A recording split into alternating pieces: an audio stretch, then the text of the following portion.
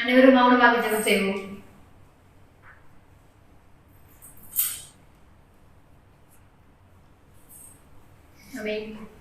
இயேசுவின் நாமத்தினால் பேசுகிறேன். இந்த ஓய்வு நாள் ஆராதனை தொடக்கமாக சில துதிகள் பாடுவோம். முதல் துதியிலே 59.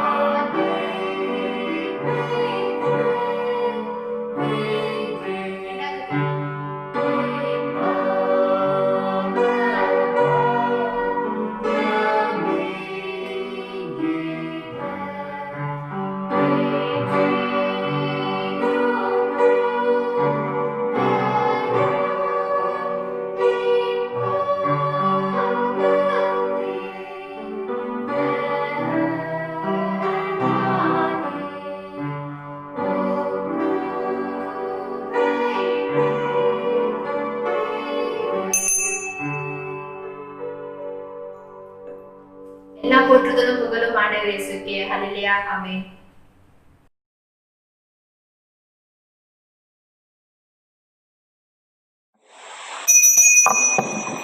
ஹல்லேலூயா. கர்த்தராகிய இயேசு கிறிஸ்து நாமத்தினாலே நான் உங்களோட பேசுகிறேன். இந்த பரிசுத்தமான இந்த ஒரு நாள் ஆராதனைக்கு ஆரம்பமாக நாம் கண்களை மூடி மௌன ஜெபம் செய்வோம்.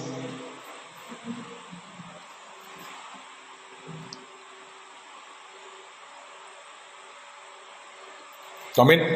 கர்த்தராகிய இயேசு கிறிஸ்து நாமத்தினாலே உங்களோட பேசுகிறேன். தேவனுடைய பெரிதான கிருபையினாலே மீண்டுமாக இந்த பரிசுத்தமான இந்த ஒரு நாளுக்குள்ளாக பிரவேசித்திருக்கிற ஒவ்வொருவரையும் கர்த்தராகிய இயேசு கிறிஸ்து நாமத்தினாலே வாழ்த்துக்களை தெரிவித்துக் கொள்கிறேன். தேவனாகிய கர்த்தர் இந்த நாளை அவர் ஆஸ்வதிப்பராக. இந்த ஆராதனைக்கு ஆரம்பமாக நம்முடைய துதிப்பாடல் புத்தகத்திலிருந்து 19வது பாடலை நாம் பாடுவோம். நம்முடைய துதிப்பாடல் புத்தகத்திலிருந்து 19வது பாடலை நாம் பாடுவோம்.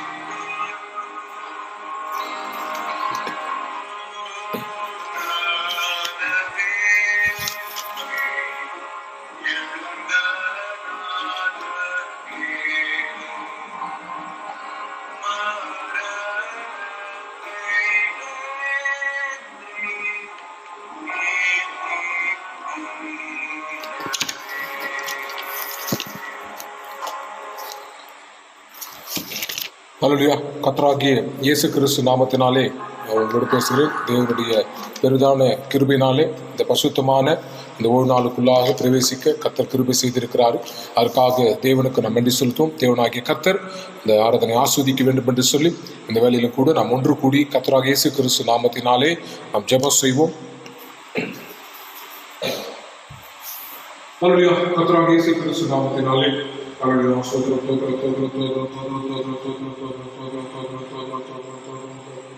துதிக்கிறோம் ராஜாவே, மகிமை ராஜா, மகிமை ராஜா, மகிமை ராஜா, மகிமை ராஜா, மகிமை ராஜாவே.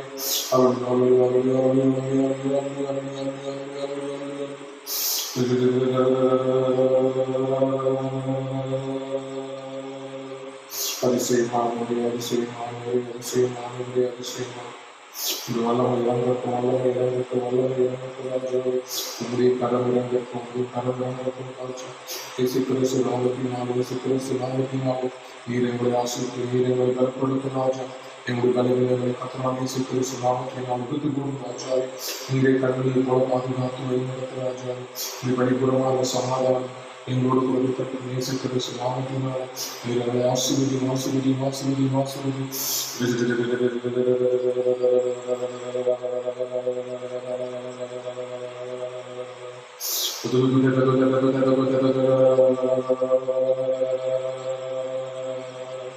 மகிமை ராஜா, மகிமை ராஜா, மகிமை ராஜா, மகிமை ராஜா, மகிமை ராஜாவே. உம்முடைய சமாதானம் எங்களோடு கொடுக்கப்பட்ட, உம்முடைய சமாதானம் எங்களோடு கொடுக்கப்பட்ட ராஜா. இயேசு கிறிஸ்து நாமத்தினால், இயேசு கிறிஸ்து நாமத்தினால் நீர் எங்களை ஆசீர்வதி, ஆசீர்வதி, ஆசீர்வதி ராஜா. நீரே மகிமை கொடுத்து, நீரே மகிமை கொடுத்து, நீரே மகிமை கொடுத்த ராஜாவை நீர் பலப்படுத்துகிற தேவன் தகப்பனே. யாருங்களை பலப்படுத்தும் எங்களுடைய கலைஞர்களை கர்த்தராகிய இயேசு கிறிஸ்து நாமத்தினால் விடுத்துக் கொடுக்கிறார். இந்த கண்ணனை போல பாதுகாத்து வழிநடத்தும் ராஜாவை. உங்களுடைய கிருபையால் திறந்திருக்கும், உங்களுடைய கிருபையால் திறந்திருக்கும் ராஜா. இயேசு கிறிஸ்து நாமத்தினால் நீர் எங்களை ஆசீர்வதி, நீர் எங்களை ஆசீர்வதி, நீர் எங்களை ஆசீர்வதி ராஜா. நீரை பலப்படுத்து, பலப்படுத்து, பலப்படுத்து, பலப்படுத்து, பலப்படுத்து ராஜாவை. பலவனை எடுத்துக் போடு, பலவனை எடுத்துக் போடு ராஜா.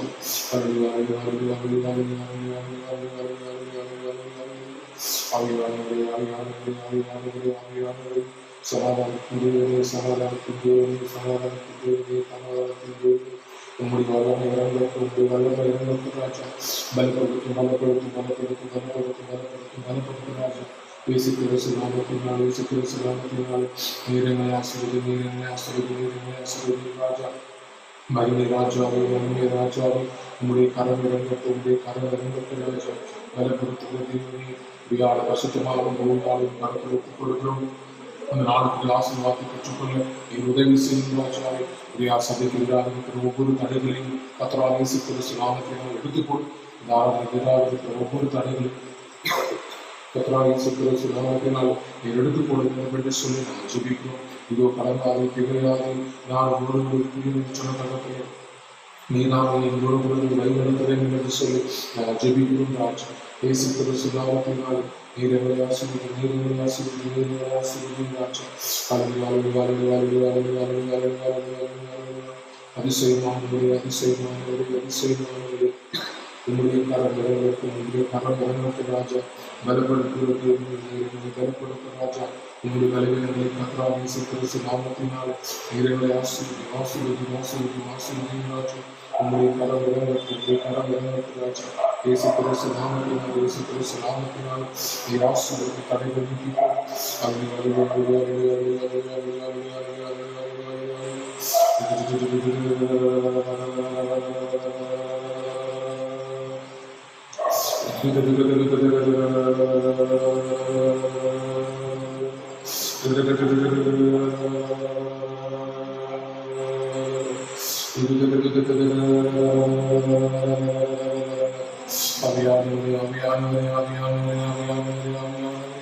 அதிசயமானவரே, அதிசயமானவரே, அதிசயமானவரே. உங்களுடைய வல்லமை இறங்கட்டும், வல்லமை இறங்கட்டும், வல்லமை இறங்கட்டும் ராஜா. உங்களுடைய கரம் இறங்கட்டும், உங்களுடைய கரம் இறங்கட்டும், உங்களுடைய கரம் இறங்கட்டும் ராஜா. பலப்படுத்தும், பலப்படுத்தும், பலப்படுத்தும், பலப்படுத்தும்.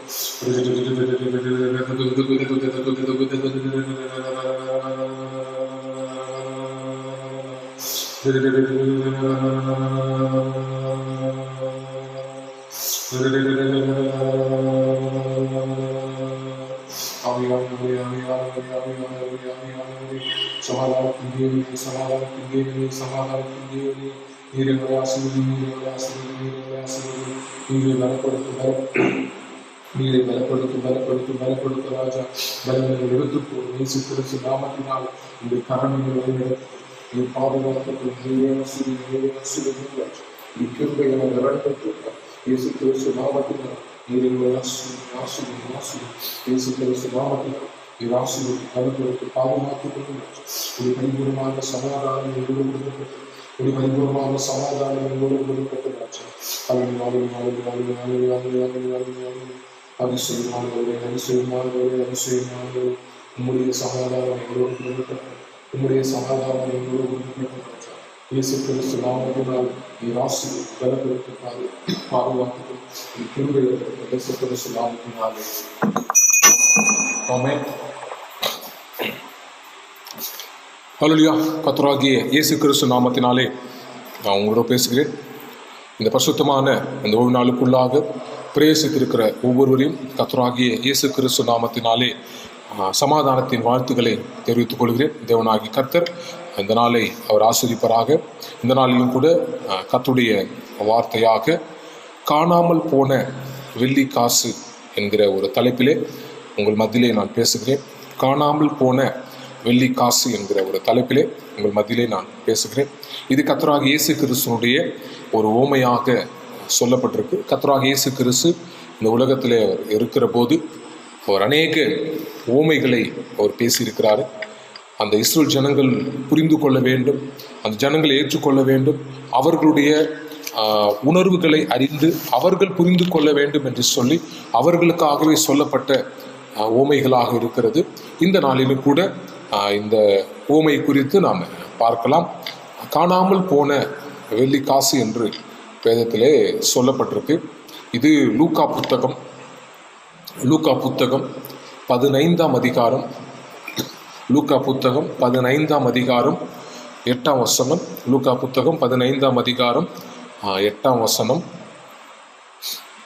அன்றியும் ஒரு ஸ்திரீ 10 வெள்ளிக்காசை உடவிலாய் இருந்து அதில் ஒரு வெள்ளிக்காசு காணாமல் போனால் விளக்கை கொளுத்தி வீட்டை பெருக்கி அதை கண்டுபிடிக்கிற வரைக்கும் ஜாக்கிரதையாய் தேடாமல் இருப்பாளோ என்று தேவனாகிய கர்த்தர் சொன்ன ஒரு ஓமையாக இந்த வார்த்தை சொல்லப்பட்டிருக்கு. இந்த வார்த்தையானது லூக்கா புத்தகத்திலே 15ஆம் அதிகாரத்தில் 2வது ஓமையாக சொல்லப்பட்டிருக்கு. இது பரிசேயர் சதிசேயர்கள் மத்தியிலே பேசின ஒரு ஓமையாக இருக்கிறது. கர்த்தராகிய இயேசு கிறிஸ்து அநேக சத்தியங்களை அந்த உலகத்தில் அவர் பேசியிருக்கிறாரு. அநேக சத்தியங்களை பேசும்போது அந்த வேத பாரகரும் சதிசேயரும் அவர் எப்படியாவது குற்றம் கண்டுபிடிக்க வேண்டும், அவரை குற்றப்படுத்த வேண்டும் அல்லது அவமானப்படுத்த வேண்டும் என்று சொல்லி இயேசுவை குற்றப்படுத்தி கொண்டே இருந்தார்கள். அவர்கள் இயேசு தன் வாழ்நாளிலே அநேக ஏழ்மை நிறைந்த இடங்களிலே அவர் சென்று கொண்டே இருந்தார்.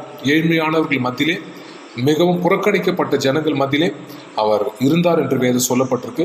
அப்படிப்பட்டவர்கள் இருக்கிற போது இவர்கள் முறுமுறுத்தார்கள் என்று வேதம் சொல்லுகிறது. இயேசு கிறிஸ்துவை பார்த்து இவர் ஒரு பரிசுத்தமான தேவன், நியாயப்பிரமாணங்களை கை கொள்ளுகிற தேவன், இவர் எப்படி இந்த பாவிகள் மத்தியிலும் ஏழ்மையாக இருக்கிற ஜனங்கள் மத்தியில் எப்படி இவர் இருக்கிறாரு, சாப்பிட்றாரு, உறவாடுகிறார் என்று சொல்லி அவரை முறுமுறுத்தார்கள். அவருடைய முறுமுறுப்பை கர்த்தர் கண்டு இந்த சதிசெயர்களை பார்த்து இயேசு சொன்ன ஒரு ஓமையாகவே இந்த 15ஆம் அதிகாரத்திலே பல ஓமைகள் சொல்லப்பட்டிருக்கு. அதில் 2வது ஓமையை குறித்து நாம் இன்றைக்கு பார்க்கலாம். முதலாவது ஓமையை பார்க்கும்போது காணாமல் போன ஒரு ஆட்டை குறித்து சொல்லப்பட்ட ஒரு ஓமையாக இருக்கிறது. 2வது ஓமை காணாமல் போன ஒரு வெள்ளி காசை குறித்து சொல்லப்பட்ட ஒரு வார்த்தையாக இருக்கிறது. இந்த நாளிலும் கூட நம்முடைய வாழ்க்கையிலே காணாமல் போகிற போது, அது எந்த பொருளாக இருந்தாலும் சரி, காணாமல் போகிற போது நம்ம தேடுவோம்.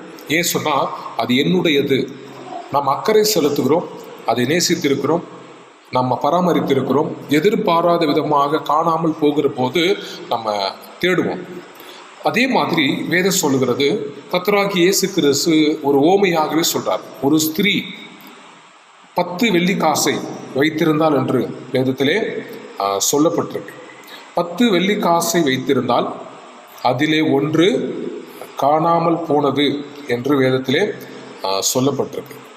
10 வைத்திருக்கிறாள், ஒன்று தானே காணாமல் போச்சு, அதையே நம்ம தேடணும் என்று விட்டுடலாம். இன்னைக்கு நாம் கூட அப்படித்தான், நிறைய பொருட்களை வைத்திருக்கிற போது ஒன்று காணாமல் போகிற போது நம்ம ஏன் தேடணும், ஒன்று தானே விட்டுடலாம் அப்படின்னு நம்ம நினைப்போம். ஏன் சொன்னால் அது நம்முடைய இயற்கையாகவே தோன்றுகிற ஒரு எண்ணம். வேதம் சொல்லுது, கர்த்தராகிய இயேசு கிறிஸ்து சொல்றாரு, ஒரு ஸ்திரீ 10 வெள்ளி காசை வைத்திருந்தால் அதிலே ஒன்று காணாமல் போனது என்று வேதத்திலே சொல்லப்பட்டிருக்கு. ஏன் 10 வெள்ளி காசை வைத்திருந்தால் என்று நான் பார்க்கும்போது இஸ்ரவேல் ஜனங்கள் பயன்படுத்தின பொருட்களையே அவர் ஓமையாக பேசியிருக்கிறார். வேதத்தில் இங்கே பார்த்தோம் என்று சொன்னால் கோதுமை, கடல், மீன்கள், வலை, கோதுமை, திராட்சை செடி, அத்திமரம், இதெல்லாம் பார்த்தோன்னா இஸ்ரவேல் தேசத்திலே அவர்கள் பயன்படுத்தின, அவர்களோடு கூட இருந்த ஒரு பொருளாகவே வேதத்திலே சொல்லப்பட்டிருக்கு. இப்போ அவர்கள் பயன்படுத்தின பொருட்களையே தேவனாகிய கர்த்தர் ஓமையாக பேசியிருக்கிறார். இங்கே நான் பார்க்கும்போது 10 வெள்ளி காசை வைத்திருந்த ஒரு ஸ்திரீ என்று வேதத்திலே சொல்லப்பட்டிருக்கு. இந்த ஓமையை நான் பார்க்கும்போது இஸ்ரவேல் தேசத்திலே, அதாவது இஸ்ரவேல் தேசத்திலே இருக்கிற பெண்கள் என்ன செய்வார்கள் என்று பார்க்கும்போது, திருமணத்திற்கு நிச்சயிக்கப்பட்ட மாப்பிள்ளை, இந்த மாப்பிள்ளை எனக்கு நிச்சயம் செய்திருக்கிறார்கள், இன்னும் திருமணம் நடக்கலை, இந்த பெண்ணுக்கும் இந்த ஆணுக்கும் திருமணம் நடக்க போகிறது. இந்த திருமண உறவுக்கு முன்பாக, இந்த ஐக்கியத்திற்கு முன்பாக நிச்சய உடன்படிக்கை என்று சொல்லி ஒரு உடன்படிக்கை செய்வார்கள். இன்று முதல் இந்த பெண் இந்த ஆணுக்கு சொந்தமானவள், இன்று முதல் இந்த ஆண் இந்த பெண்ணுக்கு சொந்தமானவர், கணவன் மனைவியாக இணைக்கப் போகிறார்கள். அதற்கு அடையாளமாக இஸ்ரவேல் தேசத்திலே 10 வெள்ளி காசை மனம் அந்த பெண்ணினுடைய நெற்றியிலே சுற்றி கட்டுவார்கள். இது வேத ஆராய்ச்சியாளர்கள் சொல்லக்கூடிய ஒரு கருத்தாக இது சொல்லப்பட்டிருக்கு. அதன் அடிப்படையில் தான் இந்த ஓமையை சொல்லப்பட்டிருக்கு என்று சொல்லி வேத ஆராய்ச்சியாளர்கள் சொல்லுகிறார்கள். ஒரு மணப்பெண்ணானவள் 10 வெள்ளி காசை நெற்றியிலே அவள் கட்டி வைத்திருப்பாள். அந்த 10 வெள்ளி காசிலே ஒன்று காணாமல் போனால் கண்டிப்பாக திருமணம் நின்றுவிடும். ஏன் சொன்னால் இஸ்ரவேல் தேசத்திலே இது சாபமாக பார்க்கப்பட்டது. ஒரு பெண்ணானவள் 10 வெள்ளி காசை பராமரிக்க முடியல, பாதுகாக்க முடியல, இவள் ஒரு அதிர்ஷ்டம் இல்லாத ஒரு பெண், புறக்கணிக்கப்பட்ட ஒரு பெண்ணாக இருக்கிறாள், இவளை திருமணம் செய்யக்கூடாது என்று சொல்லி அந்த திருமணத்தை நிறுத்தி விடுவார்கள். அது மட்டுமல்ல, கடைசி வரைக்கும் அவளை அதிகமாக யாருமே திருமணம் செய்ய மாட்டாங்க. ஏன் சொன்ன அவ்வளோ பாரம்பரியம், கலாச்சாரம், இதை பின்பற்றி வரக்கூடிய அந்த இஸ்ரவேல் தேசத்தினுடைய கலாச்சாரத்தின் அடிப்படையிலே இந்த ஓமையானது சொல்லப்பட்டது. ஒருவேளை காணாமல் போன ஒரு வெள்ளி காசை அந்த மணப்பெண் எவ்வளோ அக்கறையாக தேடுவாள் என்பதற்கான ஒரு எடுத்துக்காட்டு தான் தேவன் சொல்றாரு. 10 தானே, ஒன்று தானே காணாம போச்சு, பரவாயில்ல என்று விட முடியாது. ஏன் சொன்னா திருமணம் நின்றுவிடும். அநேகர்கள் என்னை கிண்டல் செய்வார்கள், அநேகர்கள் என்னை தூசிப்பார்கள், அநேகர்கள் என்னை அவமானப்படுத்துவார்கள், நான் ராசி இல்லாத ஒரு பெண்ணாக இருப்பேன், என்னை புறக்கணிக்கப்பட்ட பெண்ணாக இந்த ஜனங்கள் நினைக்கும் என்று அவமானத்தை தாங்க முடியாது என்று சொல்லி எண்ணி அந்த பெண்ணானவள் மிக வேகமாக ஜாக்கிரதையாக அந்த காணாமல் போன ஒரு வெள்ளி காசை தேடுவாள். ஏன்னா அது அவசியமானது, என் திருமணமே நின்றுவிடும். அதனாலே அவ்வளோ அக்கறையோடு தேடுவாள் என்பதுதான் இயேசு கிறிஸ்து ஓமையாக சொல்றாரு. அதே மாதிரி வேதத்திலே பார்க்கும்போது 10 வெள்ளி காசை உடைய ஒரு பெண்ணானவள் ஒரு வெள்ளி காசை தொலைத்து விட்டாள் என்று வேதம் சொல்லுது. வேதத்தில் நீங்கள் பார்த்து என்று சொன்னால் ஸ்திரீ என்று சொன்னால் சபையை குறிக்கிறது. நிறைய இடத்துல நீங்கள் பார்த்தோன்னா சில இடத்துல பிசாசை குறிக்கிறது. வெளிப்படுத்துகிற விசேஷம் பார்த்தோன்னா ஒரு ஸ்திரீ என்பது பிசாசை குறிக்கக்கூடிய ஒரு வார்த்தையாக இருக்கிறது. அதே மாதிரி சில இடங்களிலே சிறி என்பது சபையை குறிக்கிற வார்த்தையாக இருக்கிறது. இந்த வார்த்தையானது சபைக்கு ஒப்பனையாக சொல்லப்பட்ட ஒரு வார்த்தையாக இருக்கிறது. ஒரு பெண், அதாவது ஒரு ஸ்திரீ என்பது சபையை குறிக்கிறது.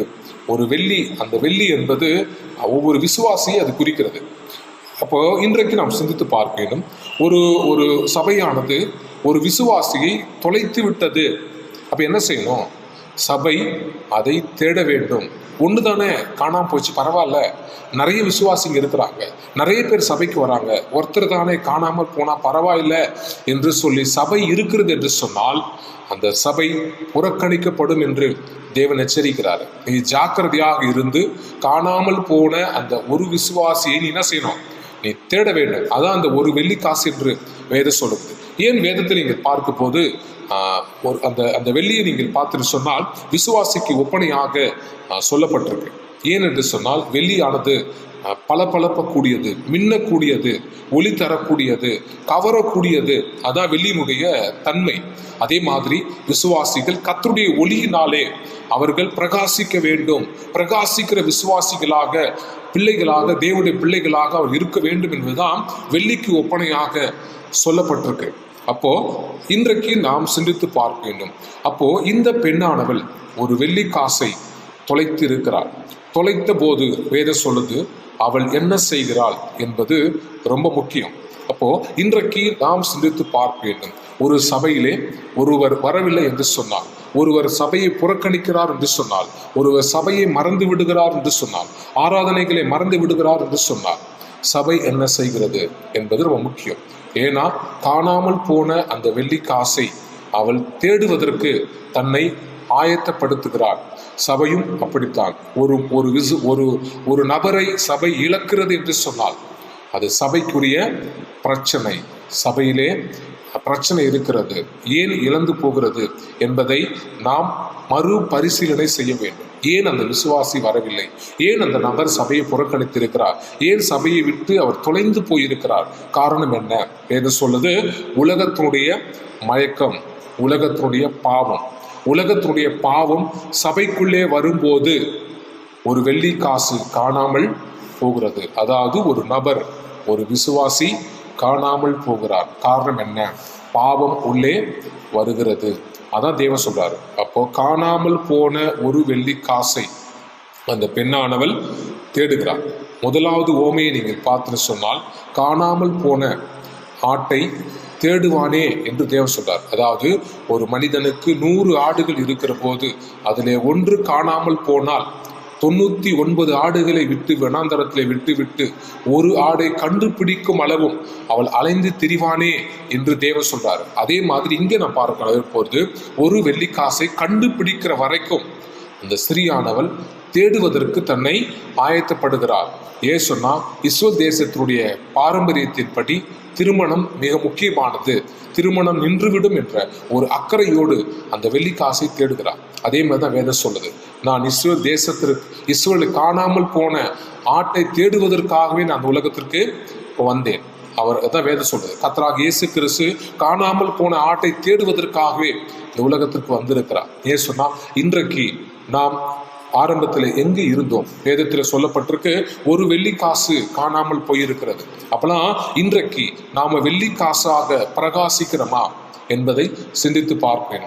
இந்த வெள்ளிக்காசு என்கிற அந்த நபர், அந்த விசுவாசி ஆரம்பத்திலே காணாமல் போகிறோம் என்று சொன்னால் எங்கே காணாமல் போயிருக்கிறோம் என்பதை சபை கண்டுபிடிக்க வேண்டும். அதான் சபையினுடைய மிக மிக முக்கியமான ஒரு கடமை. சபை என்பது கட்டிடம் அல்ல.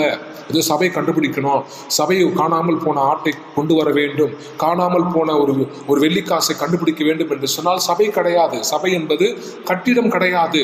சபையில் இருக்கிற இயேசு கிறிஸ்து நாமத்தினாலே ஞானஸ்நானம் எடுத்த ஒவ்வொரு பிள்ளைகளுக்கும் அந்த கடமை இருக்கிறது. ஏதோ ஊழியக்காரர்கள் அதை கண்டுபிடிப்பார்கள் அப்படிலாம் கிடையாது. எல்லாருக்கும் அந்த பொறுப்பு இருக்கிறது, எல்லாருக்கும் அந்த கடமை இருக்கிறது. இது என்னுடைய ரத்தம், கர்த்தராகிய இயேசு கிறிஸ்து ரத்தத்தால கழுவப்பட்ட ஒவ்வொரு பிள்ளைகளும் சமம் என்று வேதம் சொல்லுது. வித்தியாசம் கிடையாது. நான் யூதன் என்றும் கிரேக்கன் என்றும் வித்தியாசம்லாம் கிடையாது. இயேசு கிறிஸ்துக்கு முன்பாக அனைவருமே ஒன்றுதான். இப்போ காணாமல் போன அந்த வெள்ளி காசை கண்டுபிடிக்கிற கடமை, பொறுப்பு, ஜாக்கிரதை, அக்கறை எல்லாமே நமக்கு இருக்கு என்பதை நாம் சிந்தித்து பார்க்கணும். அது மட்டுமல்ல, நீங்கள் வேதத்தில் நீங்கள் பார்க்கும் போது ஒரு வெள்ளிக்காசு தானே என்று அக்கறை இல்லாமல் நாம் இருந்தோம் என்று சொன்னார்.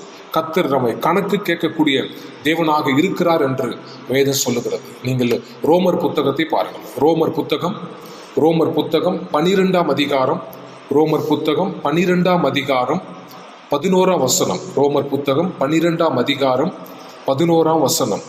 அசதியா இராமல் ஜாக்கிரதையா இருங்கள், ஆவியிலே அனலா இருங்கள், கர்த்தருக்கு ஊழியம் செய்யுங்கள். அசதியா இராமல் ஜாக்கிரதையா இருங்கள், ஆவியிலே அனலா இருங்கள், கர்த்தருக்கு ஊழியம் செய்யுங்கள். அசதியாய் இராமல். அப்படின்னா அது காணல பரவாயில்ல என்று விட்டுட முடியாது. அதான் அசதியா இருப்பது. நம்ம இன்னொரு நாளைக்கு தேடிக்கலாம், இன்னொரு நாளுக்கு நம்ம பார்த்துக்கலாம் என்பது அசதி. அதாவது சோம்பேறியாக இருப்பது, சோம்பேறித்தனம் என்று வேதம் சொல்லுகிறது. அப்போ சோம்பேறியாக நான் இருக்கிறேன் என்று சொன்னால் காணாமல் போன அந்த வெள்ளிக்காசு நிரந்தரமாகவே காணாமல் போயிடும். ஏன்னா நான் முயற்சி செய்யல, கண்டுபிடிப்பதற்கான வழியை நான் கண்டுபிடிக்கல, எனக்கு தேவையில்லை என்று நான் தீர்மானித்து விட்டால் நம்ம தேட வேண்டிய அவசியம் இல்லை. ஆனால் வேதம் சொல்லுது அந்த மணப்பெண்ணுக்கு அவசியமானது, அந்த வெள்ளிக்காசு மிக அவசியமானது. அதனால கண்டிப்பாக அவள் தேடி ஆக வேண்டும். அதே மாதிரி சபைக்கு ஒவ்வொருவரும் முக்கியமானவர்கள். கர்த்தராகிய இயேசு கிறிஸ்துவின் பார்வையிலே அவர் ரத்தத்தால் கழுவப்பட்ட ஒவ்வொரு பிள்ளைகளும் இயேசு கிறிஸ்துக்கு முக்கியமானவர்கள். அதான் வேதம் சொல்லுது. காணாமல் போன ஆட்டை தேடுவதற்காகவே அவர் வந்திருக்கிறாரு. இப்போ காணாமல் போன ஆடை தேடுவதுதான் தேவனுடைய நோக்கம். அப்போ இன்றைக்கு சபையிலே காணாமல் போன ஆடுகளாக ஆரம்பத்திலே நாம் இருந்திருக்கலாம். ஏன்னு சொன்னா எங்கேயோ நான் மறைந்திருக்கிறேன். எங்கே மறைந்திருந்தேன்? வேதம் சொல்லுது அநேக ஜனங்கள் ஏதோ ஒரு காரணத்துக்காக சபையிலே காணாமல் போய் இருக்கலாம். ஏன்னு சொன்னா பிரச்சனைனாலே நான் காணாமல் போயிருக்கலாம், உலகத்தினுடைய பாவத்தினாலே நான் காணாமல் போயிருக்கலாம். எல்லாம் தெரியும் என்ற உணர்வோடு இருக்கிறவர்கள் சபையிலே காணாமல் போயிருக்கலாம். அது மட்டுமல்ல, இதற்கு முன்பாக என் வாழ்க்கையிலே விக்கிரங்களுக்கு பின்னாலே நான் ஒளிந்து கொண்டிருந்தேன், என்னை கண்டுபிடிக்கல. பணத்திற்கு பின்னால நான் ஒளிந்திருந்தேன், என்னை கண்டுபிடிக்கல. பெருமைக்கு பின்பாக நான் இருந்தேன், என்னை யாரும் கண்டுபிடிக்கல. ஆசைக்கு பின்பாக நான் இருந்தேன், பாவத்துக்கு பின்பாக நான் இருந்தேன். அது எல்லாமே என்னை மறைத்து கொண்டிருந்தது. என்னுடைய பாவம், என்னுடைய பெருமை, என்னுடைய பணம், என்னுடைய அந்தஸ்து, என்னுடைய உயர்வு, இதெல்லாம் என்னை மறைத்து கொண்டே இருந்தது. ஆனால் இன்றைக்கு கர்த்தராகிய இயேசு கிறிஸ்து என்னை கண்டுபிடித்திருக்கிறார். இல்லை என்று சொன்னால், ஒருவேளை இயேசு என்னை கண்டுபிடிக்கவில்லை என்று சொன்னால் நம்முடைய நிலைமை என்ன? நான் எங்கே இருந்திருப்பேன்? ஒன்று, உலகத்தின் பாவத்திலே நான் விழுந்து கொண்டே இருந்திருப்பேன். இன்னொன்று, உலகத்தினுடைய பேராசையினாலே தொடர்ந்து நான் பாவத்திலே மூழ்கி கொண்டிருப்பேன். அடுத்ததாக விக்கிரங்களுக்கு பின்னாலே நான் ஓடிக்கொண்டே இருப்பேன். ஏன் சொன்னா என்னை கண்டுபிடிக்கவில்லை. கர்த்தர் என்னை கண்டுபிடித்திருக்கிறார். என்னை ஒரு வெள்ளி காசாக அவர் கண்டுபிடித்ததனால்தான் இன்றைக்கு நான் இந்த சபையிலே நான் வந்திருக்கிறேன். இயேசு கிறிஸ்துவை நான் தேடி இருக்கிறேன், அவரை நான் விசுவாசித்து இருக்கிறேன். அவர்தான் தேவன் என்பதை நான் சாட்சியாக கூறிக்கொண்டிருக்கிறேன். அப்போ சிந்தித்து பார்க்கணும். நம்மை காணாமல் போன நம்மை அவர் கண்டுபிடித்திருக்கிறார். நாம் அவருக்கு என்ன செய்ய போகிறோம்? காணாமல் போன ஆடுகளாக இருக்கிற, காணாமல் போன வெள்ளிக்காசாக இருக்கிற அநேக ஜனங்களை கண்டுபிடிக்கிற கடமை, பொறுப்பு கர்த்தராகிய இயேசு கிறிஸ்து நமக்கு கொடுத்திருக்கிறார். அதை வேதம் சொல்லுது, நீங்கள் அசதியாய் இராமல் ஆவியிலே அனலாய் இருங்கள். ஏன்னா வேதத்தில் நீங்கள் பார்க்கும் போது பழைய ஏற்பாட்டில் நீங்கள் பார்த்துட்டு சொன்னார், இஸ்ரவேல் தேசத்துடைய முதல் ராஜாவாகிய சவுலை குறித்து வேதம் சொல்லுகிறது. அவனை தேர்வு செய்ய போகிறது. அவனுடைய குணம், நலம், அவன் எப்படிப்பட்ட அடிப்படையிலே நல்ல மனிதனாக இருந்தான் என்ற ஒரு கருத்துக்களை இந்த வேதம் பதிவு செய்யப்பட்டிருக்கிறது. அதன் அடிப்படையில் தான் கர்த்தராகிய இயேசு கிறிஸ்து இஸ்ரவேல் தேசத்துடைய முதல் ராஜாவாக கர்த்தர் அவனை தேர்வு செய்திருக்கிறார். வேதத்தில் பார்க்கும்போது அவனுடைய கழுதை காணாமல் போன போது அவனுடைய தகப்பனாக இருக்கிற அந்த கீஸ் என்கிற அந்த தகப்பன் கழுதை காணாம் என்று சொன்ன போது அதை தேடி கண்டுபிடிக்க வேண்டும் என்று சொல்லி பல நாடுகளுக்கு அவன் அலைந்து திரிகிறான். ஒரு கழுதை தானே, அதை நம்ம ஏன் கண்டுபிடிக்கணும், அதை விட்டுடலாம் அப்படின்னு அவன் சொல்லலை. 1 சாமுவேல் புத்தகம் 9ஆம் அதிகாரத்திலே அதை குறித்து சொல்லப்பட்டிருக்கு. 1 சாமுவேல் புத்தகம் 9ஆம் அதிகாரத்திலே ஒரு கழுதை காணாமல் போன போது அநேக நாடுகளை கடந்து அவன் போகிறான். அவன் சிந்தித்து பார்க்கிறேன். ஒரு கழுதை காணவில்லை என்று சொன்னால் நம்ம சுற்றி நம்ம தேடுவோம், பக்கத்து ஊரில் தேடுவோம், அவ்வளோதான். அதுக்கப்புறம் நம்ம விட்டுடுவோம், ஏன்னா கிடைக்கல. எங்கள் ஊரில் நான் தேடினேன், எங்கள் பக்கத்து கிராமத்தை நான் தேடினேன், அல்லது என் பக்கத்தில் இருக்கிற பட்டணத்திலே நான் தேடினேன், நகரத்திலே நான் தேடினேன், என் கழுதை கிடைக்கல, நம்ம விட்டுடலாம், இனிமேல் கிடைக்காது, அப்படிதான் நம்ம முடிவெடுப்போம். ஆனால் சவுலை நீங்கள் பாருங்கள், அக்கறையோடு ஜாக்கிரதையாக, இது என் பொருள், எனக்கு சொந்தமானது, என் வீட்டுக்கு சொந்தமானது, எனக்கு உதவியாக அது இருந்திருக்கிறது, அப்படிப்பட்ட அந்த கழுதையை நான் நேசிக்கிறேன், அதை காணாமல் போனதுனால அதை நான் தேடுகிறேன் என்று சொல்லி பல நாடுகளை கடந்து அவன் தேடி சென்றான் என்று வேதத்திலே சொல்லப்பட்டிருக்கு. அதான் அக்கறை. அப்போ இன்றைக்கு நம்முடைய வாழ்க்கையில கூட காணாமல் போன நம்மை கர்த்தர் கண்டுபிடித்திருக்கிறார். நாம் என்ன செய்ய போகிறோம்? நம்ம கூட இருந்தவர்கள் நமக்கு உறவுகளாக இருக்கலாம், தெரிந்தவர்களாக இருக்கலாம், நண்பர்களாக இருக்கலாம். சபையில இன்றைக்கு அவர்கள் காணாமல் போய் இருக்கிறார் என்று சொன்னால் அவரை கண்டுபிடிக்கிற வேலை, பொறுப்பு கர்த்தர் நமக்கு கொடுத்திருக்கிறார். அந்த கண்டுபிடிக்கிற வேலையை நான் செய்ய வேண்டும். அதான் கர்த்தர் நம்மை தேர்வு செய்திருக்கிறார். ஆனால் இன்றைக்கு நாம் சிந்தித்து பார்க்க வேண்டும். தேவனாகிய கர்த்தர் நம்மை ஆசீர்வதித்திருக்கிறார். அது மட்டுமல்ல, இன்றைக்கு நாம் பார்க்கும்போது நம்முடைய கலாச்சாரம், நம்முடைய பழக்க வழக்கங்கள், நம்முடைய பெருமை, நம்முடைய ஜாதி, இந்த அடிப்படையிலே நான் காணாமல் போயிருக்கலாம். இன்னைக்கு உலகத்திலே அநேக கிறிஸ்துவர்கள் இதையெல்லாம் பின்பற்றி கொண்டிருக்கிறார்கள். நான் பெருமையாக வாழ்ந்து கொண்டிருக்கிறேன். என்னுடைய அந்தஸ்து வேற, என்னுடைய ஜாதி வேற, என்னுடைய சூழ்நிலைகள் வேற, என் கலாச்சாரம் வேற, என்னுடைய பெருமைகள் வேற, என்னுடைய பணம் வேற, என் உறவுகள் வேற என்று நம்ம சொல்லிக்கிட்டே இருக்கலாம். ஆனால் வேதம் சொல்லுது, இதை சொல்லிக்கிட்டே இருக்கிற போது நாம் காணாமல் போய்கொண்டே இருக்கிறோம் என்பதை மறந்துவிடக்கூடாது. ஏன் சொன்னால், கர்த்தருக்கு முன்பாக உன்னுடைய பெருமை, உன்னுடைய அந்தஸ்து, உன்னுடைய தகுதி எல்லாம் ஒன்றும் கிடையாது. ஏன்னா தேவன் நம்மை பார்த்து கொண்டிருக்கிறார். ஆனால் இன்றைக்கு காணாமல் போன இருக்கிற நம்முடைய சகோதரர்களை தேட வேண்டிய கடமை நமக்கு கொடுக்கப்பட்டிருக்கு என்பதை நாம் புரிந்து கொள்ள வேண்டும். அடுத்ததாக வேதம் சொல்லுது, ஒரு வெள்ளி காசு காணாமல் போயிருக்கிறது. எங்கே காணாமல் போனது? வேதம் சொல்லுது, ஒரு வீட்டிலே காணாமல் போனது என்று வேதம் சொல்லுகிறது. அது நான் சிந்தித்து பார்ப்பேன். வீடு என்பது சபை. ஏன்னா ஸ்திரீ என்பது ஒரு சபையை குறிக்கிறது, வெள்ளி என்பது ஒரு விசுவாசி குறிக்கிறது. அந்த ஜெப வீட்டிலே அந்த காசு காணாமல் போயிருக்கிறது. அதாவது சபையிலே காணாமல் போயிருக்கிறது, வெளியெல்லாம் இல்லை. அதான் வேதம் சொல்லுது, வெளியில போய் தேட வேண்டிய அவசியம் இல்லை. என் சபையை சார்ந்தவர்கள், என் இயேசு கிறிஸ்து ரத்தத்தால் கழுவப்பட்ட என்னுடைய உறவுகள், என்னுடைய நண்பர்கள், எனக்கு தெரிந்தவர்கள் காணாமல் போயிருக்கிறார்கள். அவர்கள் சபையிலே வராமல் இருந்திருக்கிறார்கள். அவர்களை கொண்டு வருகிற கடமை நமக்கு இருக்கிறது. அதான் வேதம் சொல்லுது, சபைக்குள்ளே அவர்கள் காணாமல் போயிருக்கிறார்கள். அதான் வேதம் சொல்லுது, அவள் வீட்டிலே தேடுகிறாள்.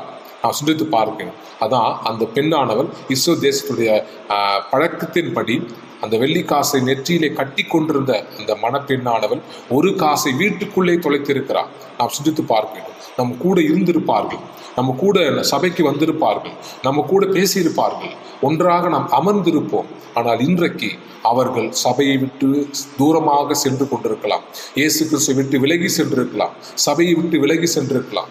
அவர்களை கொண்டு வரக்கூடிய கடமை, பொறுப்பு நமக்கு இருக்கிறது. அது தூரமாக நம்ம தேட வேண்டிய அவசியம் இல்லை. வேதத்தை நீங்கள் பார்க்கும்போது, சவுலை நீங்கள் பார்க்கும்போது தூரமாக ஒரு கழுதையை தேடிட்டே போகிறான். பல நாடுகளை கடந்து போயிட்டே இருக்கிறான். கிட்டத்தட்ட ஒரு 7-8 நாடுகளை அவன் கடந்து போயிட்டே இருக்கிறான். ஏன்? கழுதை அக்கறை. நாம் அப்படி அல்ல. ஒரு வெள்ளி காசை சபையிலே காணாமல் போயிருக்கிறது. யார் இது? வேதத்தில் நீங்கள் பார்க்கும்போது எனக்கு சபையில் இருப்பவர்கள் எல்லோரும் சபையில் இருக்கிறோம் அப்படின்னு நம்ம நினச்சிட்டு இருக்கிறோம். காணாமல் போச்சுன்னா சபையிலே காணாமல் போயிருக்கிறது. யார் அது? நம்ம நினச்சிருக்கிறோம் எல்லாம் சபைக்கு தானே வரும், நம்ம எல்லாம் சபைக்கு வரோம், என் நண்பர்கள் சபைக்கு வராங்க, என் தெரிந்தவர்கள் சபைக்கு வராங்க, அவங்க ஏன் காணாமல் போயிருக்கிறாங்க அப்படின்னு நம்ம நினைக்க தோணும். ஆனால் வேதம் சொல்லுது, யார் காணாமல் போனவர்கள்? ஒன்று, சபையை விட்டு போனவர்கள், தூரமாக போனவர்கள், சபையை மறந்தவர்கள், காணாமல் போனவர்கள். இரண்டாவது காணாமல் போனவர்கள் யாரு? சபையில் இருப்பார்கள், நம்ம கூட இருப்பார்கள், ஆனால் அவர்களையும் காணாமல் போயிருக்கிறார்கள் என்று சொல்லி கர்த்தராகிய தேவன் சொல்றாரு. காரணம் என்ன?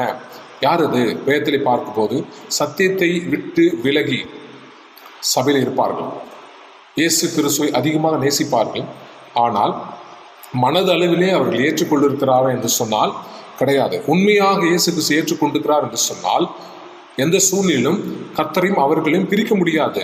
நிறைய பேர் சபைக்கு வருவாங்க. வேதம் தான் சொல்லுது, இஸ்ரவேல் ஜனங்களை பாருங்கள், அவர்கள் எனக்கு முகத்தை அல்ல முதுகை காட்டினார்கள் என்று வேதம் சொல்லுது. எரேமியா புத்தகத்தில் சொல்லப்பட்டிருக்கு, எனக்கு முகத்தை காட்டல முதுகை காட்டினார்கள். காரணம் என்ன? நாம் சிந்தித்து பார்க்கணும். அவங்க எல்லாம் சபையில தான் இருக்கிறாங்க. வேதத்தில் சொல்லப்பட்டிருக்கு, அவங்க சபையில் தான் வந்திருக்கிறாங்க. ஆனால் முகத்தை யாரு காட்டுறாங்க? சபையில உட்கார்ந்து இருக்கிறாங்க, ஆனால் முகத்தை விக்கிரகங்களுக்கு காட்டுறாங்க, முதுகை இயேசு கிறிஸ்து காட்டுறாங்க. அதான் தேவன் சொல்றாரு எரேமியா புத்தகத்திலே. சிந்தித்து பார்க்கணும். சபையில தான் இருக்கிறாங்க, ஆனால் முகத்தை இயேசு காட்டல. அப்போ இன்றைக்கு நம்ம கூட இருக்கிறாங்க, முகத்தை, இருதயத்தை யாரு கொடுக்குறாங்க என்பது ரொம்ப முக்கியம். நம்முடைய சபையில நம்ம உட்கார்ந்து இருப்போம், நம்ம சரீரம் இருக்கும், ஆனா இருதயம் எங்க இருக்கு? வேதம் சொல்லுது, இருதயமோ எனக்கு தூரமாக இருந்தது என்று தேவனாகிய கர்த்தர் சொல்றார். அப்படிப்பட்டவர்களையும் காணாமல் போனவர்கள் தான் என்று வேதம் சொல்லுகிறது. அப்போ சரீரம் இங்க இருக்கு, இருதயம் தூரமாக இருக்கிறது. அது மட்டுமல்ல, உலகத்துடைய பாவம் சபையில வருகிறது, உலகத்துடைய பெருமை சபைக்குள்ள வருகிறது, உலகத்துடைய கலாச்சாரம் சபைக்குள்ள வருகிறது. மற்றவர்களோடு ஒப்பிட்டு பார்க்கக்கூடிய ஒரு சபையாக நம்மை மாற்றிக்கொள்ளுகிற சூழ்நிலைக்கு நாம் தள்ளப்பட்டோம் என்று சொன்னால், நாமும் காணாமல் போன வெள்ளி காசுதான் என்பதை புரிந்து கொள்ள வேண்டும். ஏன் சொன்னா, உலகத்தில் நடக்கிற கலாச்சாரங்கள், பழக்க வழக்கங்கள் சபையிலும் நடக்க வேண்டும் என்று சொன்னார். அதை நான் செய்கிறேன் என்று சொன்னார். நான் யாரு? நானும் காணாமல் போன வெள்ளி காசு தான் என்பதை நாம் புரிந்து கொள்ள வேண்டும். ஏன் சொன்னா, இன்றைக்கு என் சரீரம் சபையில் இருக்கு, ஆனாலும் சத்தியம் எங்க இருக்கிறது? சத்தியம் எனக்குள்ளே இல்லை என்று சொன்னால், கர்த்தருடைய வார்த்தை எனக்குள்ளே கிரியை செய்யவில்லை என்று சொன்னால், நான் காணாமல் போன ஆடாகவே இந்த உலகத்தில் நான் இருந்திருப்பேன். வேதத்தில் நீங்கள் பாருங்க, எனக்கு வரங்கள் இருக்கு, அநேக சத்தியங்கள் என்னால் பேச முடியும், அநேக பரிசுத்தாவி நான் பெற்றிருக்கிறேன், தேவனுடைய வல்லமை எனக்குள்ளே இருக்கு என்று நம்ம பெருமையாக பேசிட்டே இருக்கலாம். ஆனால் வேதம் சொல்லுது, மத்திய புத்தகம் 7ஆம் அதிகாரத்தில் சொல்லப்பட்டிருக்கு. மத்திய புத்தகம் 7ஆம் அதிகாரம் சொல்லுகிறது, 7ஆம் அதிகாரம் 22-23 சொல்லப்பட்டிருக்கு, அக்கிரம செய்யக்காரர்களே என்னை விட்டு நீங்கள் அகன்று போங்கள். ஏன் சொல்றாரு? அக்கிரம செய்யக்காரர்களே என்னை விட்டு அகன்று போங்கள். நாங்கள் தீர்க்க தரிசனம் உரைத்தோம், உமக்காக சத்தியத்தை பேசியிருக்கிறோம், உமக்காக ஊழியம் செய்திருக்கிறோம். அப்படிப்பட்டவர்களை இயேசு சொல்றாரு, அக்கிரம செய்யக்காரர்களை என்னை விட்டு அகன்று போங்கள். ஏன்?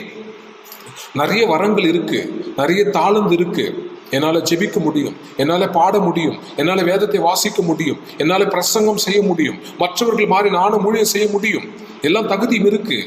ஆனால் இருதயம் எங்க இருக்கிறது? அந்த இருதயம் இயேசு கூட இல்லை என்று சொன்னால், எல்லா தகுதியும் இருந்தாலும் கூட அவர்கள் காணாமல் போனவர்கள். அவர்களே தான் கர்த்தராகியே சொல்றாரு, அக்கிரம செய்யக்காரர்களை என்னை விட்டு அகன்று போங்கள். அவர்கள் தான் இந்த பரிசேயரும் சதிசேயரும். ஏன் சொன்னா, இந்த சத்தியம் அவர்களுக்கு தெரியும். இந்த வேதத்தை, பழைய ஏற்பாட்டுடைய எல்லா சத்தியங்களும் அவர்களுக்கு தெரியும். நியாயப்பிரமாணத்தை அவர்கள் எல்லாம் தெரியும். தெரிந்திருந்தும் கூட இயேசுவை அவர்கள் புறக்கணித்தார்கள், இயேசுவை கேள்வி கேட்டார்கள், இயேசுவை குற்றம் சாட்டினார்கள், இயேசுவை அவமானப்படுத்த வேண்டும் என்று நினைத்தார்கள்.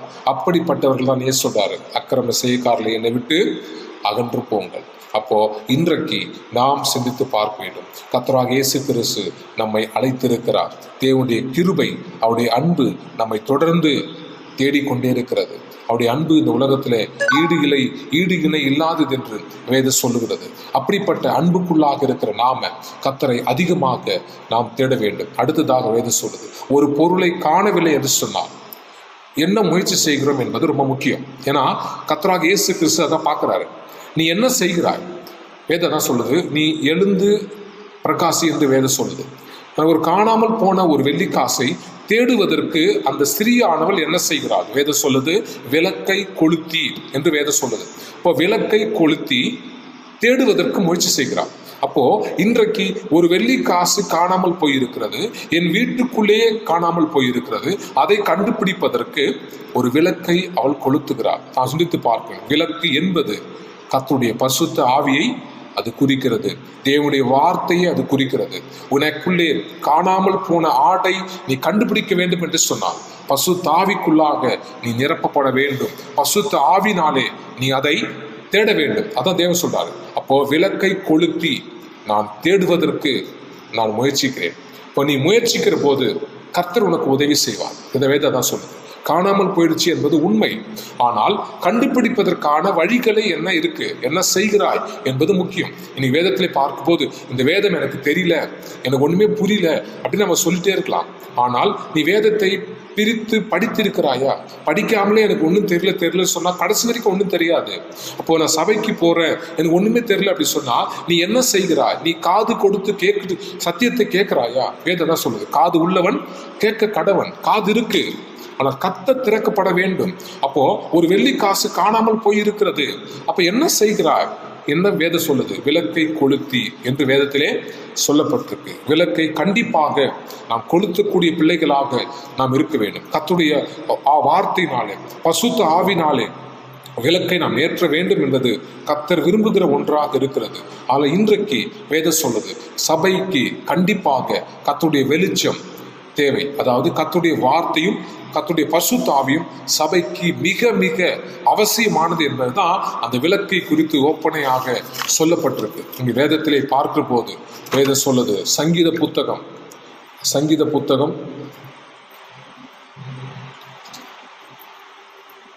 119வது சங்கீதம் 119வது சங்கீதம் 105வது வசனம். 119வது சங்கீதம் 105வது வசனம். உம்முடைய வசனம் என் கால்களுக்கு தீபமும் என் பாதைக்கு வெளிச்சமாய் இருக்கிறது என்று வேதத்திலே சொல்லப்பட்டிருக்கு. கர்த்தராகிய இயேசு கிறிஸ்து சொல்றாரு, தேவன் தாவீது மூலமாக சொல்லப்பட்ட ஒரு வார்த்தையாக இருக்குது. உம்முடைய வசனம் என் கால்களுக்கு தீபமும் என் பாதைக்கு வெளிச்சமாய் இருக்கிறது. கால்களுக்கு தீபமாக இருக்கு. கால் என்பது நம்முடைய நடத்தை, நம்முடைய உலக நடைமுறை வாழ்க்கை, நம்முடைய வாழ்க்கைக்கு கண்டிப்பாக வெளிச்சம் என்கிற அந்த கர்த்தருடைய வார்த்தை நமக்கு அவசியமாக இருக்கிறது. அந்த வெள்ளிக்காசை கண்டுபிடிப்பதற்கு அவள் விளக்கை கொளுத்துகிறார். இன்றைக்கு காணாமல் போன ஆடுகளுக்காக விளக்கை நாம் கொளுத்துகிறோமா? அதாவது ஜெபிக்கிறோமா? என் சகோதரன் காணாமல் போயிருக்கிறான், என் உறவுகள் காணாமல் போயிருக்கிறது, எனக்கு தெரிந்தவர்கள் காணாமல் போயிருக்கிறார்கள், அவர் வழி விலகி சென்றிருக்கிறார்கள், தவறான பாதையிலே சென்று கொண்டிருக்கிறார்கள், ஒருவேளை விக்கிரகங்களை தேடிக்கொண்டிருக்கிறார்கள், எனக்கு தெரிந்தவர்கள் விக்கிரகங்களை தேடிக்கொண்டிருக்கிறார்கள். அவர்கள் இந்த உண்மையான சத்தியத்திற்குள்ளே, இந்த உண்மையான சபைக்குள்ளே, இந்த உண்மையான இயேசு கிறிஸ்துவை தேடக்கூடிய பிள்ளைகளாக அவன் வர வேண்டும் என்று சொன்னார். உனக்குள்ளே நீ விளக்கை கொளுத்த வேண்டும். கர்த்தருடைய வார்த்தையினாலே பசுத்த ஆவினாலே நிரப்பப்பட்டு நீ ஜெபிக்கிற பிள்ளையாக நீ இருக்க வேண்டும். அப்போது கண்டிப்பாக தேவனாகிய கர்த்தர் அந்த வெள்ளிக்காசை கிடைப்பதற்கு அவர் உதவி செய்வார். அடுத்ததாக வேதம் சொல்லுது, அந்த வீட்டுக்குள்ளே அவள் பெருக்கி என்று வேதம் சொல்லுது. வெள்ளிக்காசை கண்டுபிடிப்பதற்காக அந்த வீட்டுக்குள்ளே அவள் பெருக்குகிறாள் என்று வேதம் சொல்லுகிறது. நாம் சிந்தித்து பார்ப்போம். ஒரு வீட்டுக்குள்ளே இருக்கிற ஒரு வெள்ளிக்காசை கண்டுபிடிப்பதற்கு விளக்கை கொளுத்தி அவள் பெருக்கினாள் என்று வேதம் சொல்லுது. ஏன் அப்படின்னா, அந்த வீட்டுக்குள்ளே அநேக குப்பைகள் இருக்கிறது. அதாவது அந்த சபைக்குள்ளே அநேக பாவங்கள் வந்துவிட்டது. அதை நீ பெருக்கக்கூடிய பிள்ளையாக நீ இருக்க வேண்டும். அதான் வேதம் சொல்லுது. வேதத்திலே பார்க்கும்போது அவள் விளக்கை கொளுத்தி பெருக்கினாள் என்று வேதம் சொல்லுது. பெருக்குவதற்கு ஒரு துடப்பம் தேவை. அதாவது விளக்குகிற மார், அந்த விளக்கு மார் தேவை. அதாவது கர்த்தருடைய வார்த்தை பரிசுத்த ஆவி கொண்டு அந்த குப்பை என்கிற பாவத்தை நீ எடுக்க வேண்டும். அது நம்முடைய இருதயமாக இருக்கலாம், நம்முடைய சபையாக இருக்கலாம், நம்முடைய குடும்பமாக இருக்கலாம். நான் சிந்தித்து பார்ப்பேன், என் இருதயத்திலே பாவம் என்கிற அந்த குப்பை இருக்கிறது, என் சபையிலே உலகத்துடைய பாவம் வந்துவிட்டது. அதனால்தான் அந்த வெள்ளிக்காசு காணாமல் போயிருக்கிறது. அந்த வெள்ளிக்காசு கிடைக்க வேண்டும் என்று சொன்னால் குப்பைகளை அகற்றப்பட வேண்டும். அதாவது பாவத்தை எடுத்து போடுவதற்கு நான் பெருக்குவதற்கு தயாராக மாற வேண்டும். அப்போ இன்றைக்கு நாம் சிந்தித்து பார்க்க வேண்டும். கர்த்தராகிய தேவன் சொல்றாரு, இஸ்ரவேல் ஜனங்கள் மத்தியிலே பேசின ஒரு வார்த்தை. ஏசாயா புத்தகம் 5ஆம் அதிகாரம் 2ஆம் வசனம். ஏசாயா புத்தகம் 5ஆம் அதிகாரம் 2ஆம் வசனம் சொல்லுகிறது, ஒரு திராட்சை தோட்டத்தினுடைய குணத்தை அவர் சொல்றார். ஒரு செடி வளர்வதற்கு என்னென்ன வேணுமோ அதெல்லாம் நான் செஞ்சிருக்கிறேன். வேலி அடைத்திருக்கிறேன், கற்களை பொறுக்கியிருக்கிறேன், ஆலைகளை உண்டு பண்ணியிருக்கிறேன், கோபுரத்தை கட்டியிருக்கிறேன். ஆனாலும் அதுவோ எனக்கு கசப்பான கனிகளை கொடுத்தது. ஒரு செடி வளர்வதற்கு நான் வேலி அடைத்திருக்கிறேன், அதில் உள்ள கற்களை நான் பொறுக்கியிருக்கிறேன். அந்த கற்களை நான் பொறுக்கியிருக்கிறேன் என்று சொன்னால், கற்கள் என்பது பாவம். ஒரு செடி வளர வேண்டும் என்று சொன்னால் கற்கள் இருக்கக்கூடாது. அது மணல்கள் நிறைந்த மண் நிறைந்த ஒரு இடமாக இருந்தால்தான் அந்த செடி வளரும். கற்களை நான் பொறுக்கினேன் என்று தேவன் சொல்றாரு. எது கற்கள்? இருதயத்தில் இருக்கிற பாவம். உனக்கு வெள்ளிக்காசு கிடைக்க வேண்டும் என்று சொன்னால் முதலாவது பாவத்தை நீ எடுத்து போட வேண்டும். அப்போதுதான் வெள்ளிக்காசு கிடைக்கும். பாவத்தை எடுத்து போடாமலேயே வெள்ளிக்காசு கிடைக்க வேண்டும் என்று சொன்னாலும் கூட நீ தேடினாலும் அது கிடைக்காது. அதான் வேதம் சொல்லுது, அக்கிரம செய்கார்களே என்னை விட்டு நீங்கள் அகன்று போங்கள். அப்போ இன்றைக்கு நம்முடைய வாழ்க்கையை சிந்தித்து பார்க்க வேண்டும். கர்த்தராகிய இயேசு கிறிஸ்து நம்மை அழைத்திருக்கிறார். அழைத்த தேவன் யார் என்பதை நாம் புரிந்து கொள்ள வேண்டும். முதலாவது உனக்கு வெள்ளிக்காசு கிடைக்க வேண்டும் என்று சொன்னார், முதலாவது உன்னை நீ ஆயத்தப்படுத்து, உன்னை நீ சோதித்து பாரு, நீ ஆராய்ந்து பாரு. நான் யாரு? பசுத்த ஆவியில நிரம்பி இருக்கிறனா? விளக்கை கொளுத்தி இருக்கிறனா? தேவனுடைய வார்த்தை எனக்குள்ளே இருக்கிறதா? பசுத்த ஆவியினாலே நான் நிரம்பி இருக்கிறனா? கர்த்தரை நான் தேடுகிறனா? விசுவாசம் உள்ள பிள்ளையாக நான் இருக்கிறனா? இதெல்லாம் இருக்குது என்று சொன்னால் கண்டிப்பாக வெள்ளிக்காசு கிடைக்கும். இதை நீ கற்களை பொறுக்கவில்லை என்று சொன்னால், பாவத்தை எடுத்து போடவில்லை என்று சொன்னால் கண்டிப்பாக கிடைக்காது. வேதம் சொல்லு, ஒரு வீட்டுக்குள்ளே அவள் பெருக்கினாள், வெளியே போய் பெருக்கல. அப்போ வீட்டுக்குள்ளே குப்பைகள் வந்து விட்டது, அதாவது சபைக்குள்ளே குப்பைகள் வந்து விட்டது, என் இருதயத்திலே குப்பைகள் வந்து விட்டது, பாவம் வந்து விட்டது, சபைக்குள்ளே பாவம் வந்து விட்டது. இந்த பாவத்தை போக்குவதற்கு தேவனுடைய வார்த்தை மிக முக்கியமானது, பசுத்தாவி மிக முக்கியமானது. இதை கொண்டு என் பாவத்தை, என் சபையில் இருக்கிற பாவத்தை நான் முதலாவது எடுத்து போட வேண்டும். இன்னைக்கு நம்ம சொல்லலாம், என் சபையில் என்ன பாவம் இருக்கு, என் இருதயத்தில் என்ன பாவம் இருக்கு நம்ம சொல்லலாம். ஆனா வேதம் சொல்லுது, அநேகருடைய இருதயத்திலே பாவம் குடிகொண்டு இருக்கிறது. உலகத்துடைய பாவம், பேராசை, உலகத்துடைய கலாச்சாரம், அவர்களை மாறி நான் இருக்கணும், அந்த சபை மாறி என் சபை இருக்க வேண்டும் என்று நம்ம நினைக்கிறோம். நாம் சிந்தித்து பார்க்கணும். வேதம் சொல்லுது, அந்த வேறொரு சபை நம்ம சொல்லலாம், வேறொரு சபை இப்படிலாம் இருக்கு, சந்தோஷமாக இருக்கிறாங்க, நிறைய பொழுதுபோக்கு அம்சங்கள் எல்லாமே சபையில் இருக்கு, உலகத்தின் பிரகாரம் சந்தோஷமாக இருக்கிறாங்க, ஒரு ஆராதனை என்று சொன்னால் மிக சந்தோஷத்தோடு அவங்க ஆராதிக்கிறாங்க அப்படின்னு நிறைய எடுத்துக்காட்டுகள் நம்ம சொல்லலாம். ஆனால் வேதம் சொல்லுகிறது, கர்த்தராகிய இயேசு கிறிஸ்துவின் வீடு அநேகருக்கு ஜெப வீடு என்று வேதம் சொல்லுது. இது கர்த்தர் வாசம் செய்கிற ஒரு இடம். கர்த்தராகிய இயேசு கிறிஸ்து நீங்கள் பார்க்கும் போது அவருடைய காலத்திலும் கூட வேதம் சொல்லுது, வியாபாரம் செய்திருக்கிறார்கள், சபையில வியாபாரம் செய்கிற போது அவர்களை துரத்தினார், அவர் அடித்தார் என்று வேதம் சொல்லுகிறது. காரணம் என்ன? உலகத்துடைய பாவம் உள்ளே வரக்கூடாது என்று கர்த்தர் ஜாக்கிரதையாக இருந்தார் என்று வேதம் சொல்லுது. அதே மாதிரி இன்றைக்கு நம்முடைய சபை பாவம் உள்ளே வரக்கூடாது. உலகத்துடைய பாவம், உலகத்துடைய கலாச்சாரம், உலகத்துடைய பழக்க வழக்கங்கள், உலகத்தில் எப்படி இருக்கிறார்கள் அதே மாதிரி நாம் இருக்க வேண்டும் என்று சொல்லி சபைக்குள்ளே கொண்டு வராதபடி நம்ம ஜாக்கிரதையாக இருக்க வேண்டும் என்று சொல்லி வேதம் சொல்லப்பட்டிருக்கு. அப்போ இன்றைக்கு நம்முடைய வாழ்க்கையை சிந்தித்து பார்க்க வேண்டும். கர்த்தராகிய இயேசு கிறிஸ்து நம்மை அழைத்திருக்கிறார். அழைத்த தேவன் கண்டிப்பாக உண்மையுள்ள தேவனாக அவர் இருக்கிறார். அது மட்டுமல்ல, வேதத்தில் நீங்கள் பார்க்கும் போது நம்முடைய வாழ்க்கையில் விளக்கை கொளுத்தி அவள் தேட ஆரம்பிக்கிறாள். அதில் உள்ள குப்பைகளை அவள் அகற்றி அவள் தேட ஆரம்பிக்கிறார் என்று வேதம் சொல்லுது. வெளிச்சம் வந்தவுடன், வேதத்தில் பார்க்கும் போது வெளிச்சம் வந்தவுடன் குப்பைகளை அகற்றின பிறகு அந்த வெள்ளிக்காசு கிடைத்தது என்று வேதம் சொல்லுது. இதில் முதல்ல தேடினால் கிடைக்கல, வெளிச்சத்தை கொளுத்தினால், குப்பைகளை அகற்றினால் வெள்ளிக்காசு கிடைத்தது. அப்போ சபைக்குள்ளாக பசுத்தாவிக்கு முக்கியத்துவத்தை கொடுக்கிறாயா, கர்த்தருடைய வார்த்தைக்கு முக்கியத்துவத்தை கொடுக்கிறாயா, அப்போது கண்டிப்பாக காணாமல் போன வெள்ளிக்காசு உனக்கு கிடைக்கும், சபைக்கு கிடைக்கும். காணாமல் போன அநேக விசுவாசிகள் சபைக்கு மீண்டுமாக அவர்கள் கிடைப்பார்கள். இதான் வேதத்தில் சொல்லப்பட்ட மிக முக்கியமான ஒரு கருத்தாக சொல்லப்பட்டிருக்கு. அப்போ இன்றைக்கு காணாமல் போன அந்த வெள்ளிக்காசை கண்டுபிடிப்பதற்கு இந்த முயற்சிகளை அந்த ஸ்திரீயானவர் எடுத்திருக்கிறார். இன்றைக்கு ஸ்திரீ என்கிற அந்த சபையை நாமாக இருக்கிறோம். நாமும் காணாமல் போன அந்த ஆடுகளை கண்டுபிடிப்பதற்கு பசுத்தாவிக்கு முக்கியத்துவத்தை கொடுப்போம், சத்தியத்திற்கு முக்கியத்துவத்தை கொடுப்போம். ஏன்னா வேதம் சொல்லுது, உள்ளதை உள்ளதென்றும் இல்லாததை இல்லாதென்றும் சொல்லுங்கள். அதான் இந்த மிக முக்கியமான ஒரு சத்தியமாக நம்முடைய சபையில சொல்லப்பட்டிருக்கு. இல்லாததை சொல்லுவது ரொம்ப ஈஸியாக சொல்லலாம். இந்த உலகத்தில் பாருங்க, ஞாயிற்றுக்கிழமை ஓய்வு நாள் அப்படி சொல்லும் போது ரொம்ப சந்தோஷமா இருக்கும். ஏன்னா உலகம் அதை கை கொள்ளுகிறது, அநேக ஜனங்கள் அதை சந்தோஷமாக ஏற்றுக்கொள்கிறார்கள். சூழ்நிலை, வேலை வாய்ப்பு இதெல்லாம் நமக்கு சாதகமாக இருக்கிறது. அப்படி சொல்லும் போது ஞாயிற்றுக்கிழமை தானே, ரொம்ப ஜாலி தான், ஞாயிற்றுக்கிழமை ஓய்வு நாள்னு சொன்னால் சந்தோஷம் அப்படின்னு நம்ம நினைப்போம். ஆனால் வேதம் என்ன சொல்லுகிறது? வாரத்தின் கடைசி நாள் என்று வேதம் சொல்லுது. அப்போ இன்றைக்கு நாம் சிந்தித்து பார்க்க வேண்டும். இந்த அடிப்படையில் தான் நம்முடைய சபையை நாம் கொண்டு செல்ல வேண்டும். அப்போ இல்லாததை கொண்டு வருகிறோம் என்று சொன்னால் வெள்ளிக்காசு கிடைக்காது. உள்ளதை உள்ளதென்றும்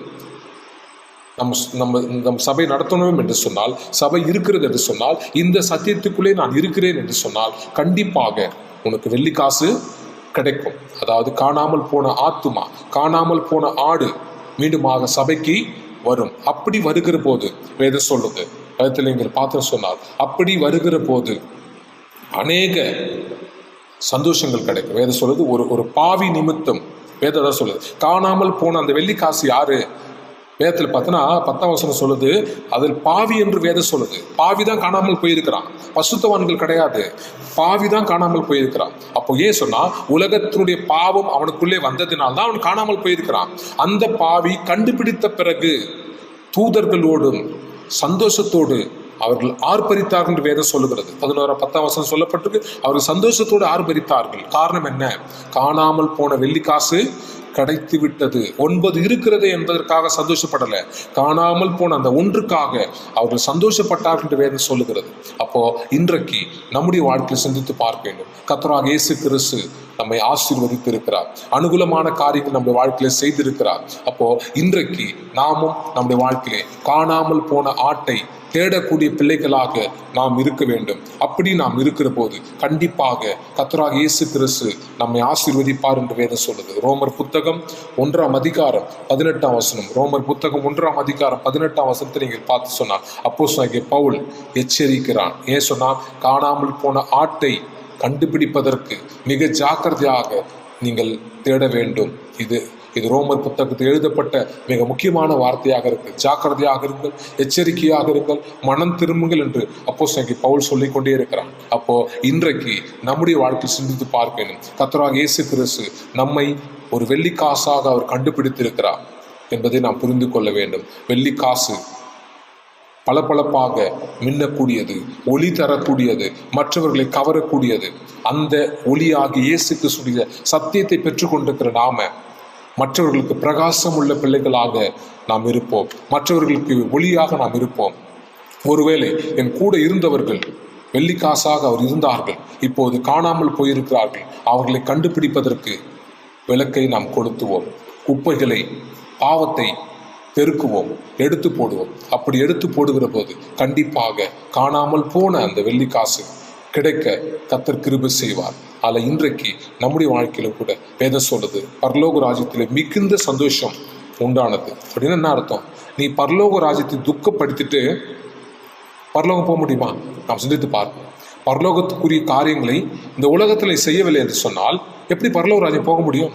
பரலோகத்தை துக்கப்படுத்தி விட்டு பரலோகம் போக வேண்டும் என்று சொன்னால் அது கண்டிப்பா முடியாது. அப்போ பரலோகத்தை சந்தோஷப்படுத்த வேண்டும். எப்போது சந்தோஷம் கிடைக்கிறது? வேதம் சொல்லுது, காணாமல் போன ஆட்டை கண்டுபிடித்த போது, காணாமல் போன வெள்ளிக்காசை கண்டுபிடித்த போது சந்தோஷம் இருந்தது. அடுத்த ஓமையை நீங்கள் பார்த்து சொன்னால் கெட்ட குமாரனை குறித்து சொல்லப்பட்டிருக்கு.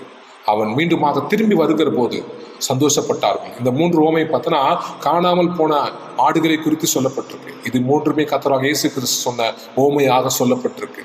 அதில் இன்றைக்கு நாமும் நம்முடைய வாழ்க்கையிலே காணாமல் போன ஆடுகளை கணக்கெடுப்போம், அதை கண்டுபிடிப்பதற்கு முயற்சி செய்வோம். கர்த்தராகிய இயேசு கிறிஸ்து அதற்கு உதவி செய்வார். ஏன் சொன்னா, பசுத்த ஆவி நம்ம வழி நடத்தும், கர்த்தருடைய வார்த்தை நம்ம வழி நடத்தும். அப்படிப்பட்ட கிருபைக்குள்ளாக வந்திருக்கிற நாம கண்டிப்பாக கர்த்தர் நம்மை ஆஸ்வதிப்பார் என்ற நம்பிக்கையோடு தொடர்ந்து கர்த்தரை தேடுவோம். காணாமல் போன வெள்ளி காசுகளை கண்டுபிடிப்போம். ஏது ஒன்றுதானே காணாமல் போச்சு என்று அசதியா இராமல் ஜாக்கிரதையாக இருங்கள். ஏன் சொன்னா, கணக்கு ஒப்புவிக்க வேண்டிய காலத்திலே நாம் இருக்கிறோம். கர்த்தராகிய இயேசு கிறிஸ்து கணக்கு கேட்கக்கூடிய தேவனாக இருக்கிறார். அந்த தேவனை நோக்கி நாம் தொடர்ந்து அவரை தேடுவோம். கர்த்தராகிய இயேசு கிறிஸ்து நம்மை ஆஸ்வதிப்பராக. இந்த பசுத்தமான ஓய்வு நாளுக்குரிய ஆசீர்வாதத்தை ஒவ்வொருவரும் பெற்றுக்கொள்ள கர்த்தர் கிருபை செய்வார். நாமும் ஒரு வெள்ளிக்காசாக, மற்றவர்களுக்கு பிரகாசிக்கக்கூடிய வெள்ளிக்காசாக நாம் இருப்போம். கர்த்தராகிய இயேசு கிறிஸ்து வந்திருக்கிற யாவரையும் அவர் ஆஸ்வதிப்பராக. ஆமென். நாம் மீண்டுமாக இந்த ஆராதனைக்கு முடிவாக நம்முடைய துதிப்பாடல் புத்தகத்திலிருந்து 118வது பாடலை நாம் பாடுவோம். நம்முடைய துதிப்பாடல் புத்தகத்திலிருந்து 118வது பாடலை நாம் பாடுவோம்.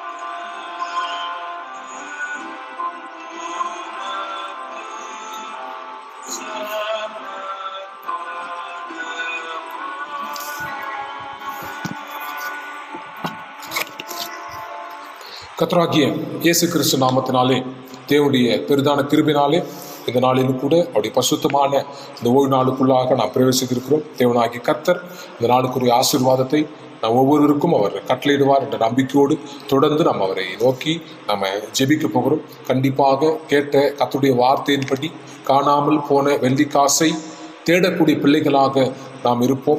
யாரோ காணாமல் போனார்கள், 10 வெள்ளிக்காசு காணாமல் 9 வெள்ளிக்காசுகள் நம் கையில் இருக்கு. ஏன் ஒன்று தானே காணாமல் போனது? அதை குறித்து நாம் கவலைப்படாமல் அக்கறை இல்லாமல் இருந்தோம் என்று சொன்னால் கர்த்தராகிய தேவன் சொல்றாரு, கணக்கு கேட்கக்கூடிய ஒரு தேவன் என்று வேதம் சொல்லுது. வேதத்தை நீங்கள் பார்க்கும் போது கோடாரியானது மரத்தின் கீழே வைக்கப்பட்டிருக்கு. கனி கொடுக்காத மரம் எதுவோ அது வெட்டி அக்னியிலே போடப்படும் என்று வேதம் சொல்லுகிறது. அதனால் இன்றைக்கு மிக ஜாக்கிரதையாக கர்த்தருடைய வார்த்தை நாம் புரிந்து கொள்ள வேண்டும். தேவனாகிய கர்த்தர் நமக்கு பசுத்தாவி கொடுத்திருக்கிறாரு. அவர் உண்மையான சத்தியத்தை கொடுத்திருக்கிறாரு. உண்மையான சபையை நமக்கு கொடுத்திருக்கிறாரு.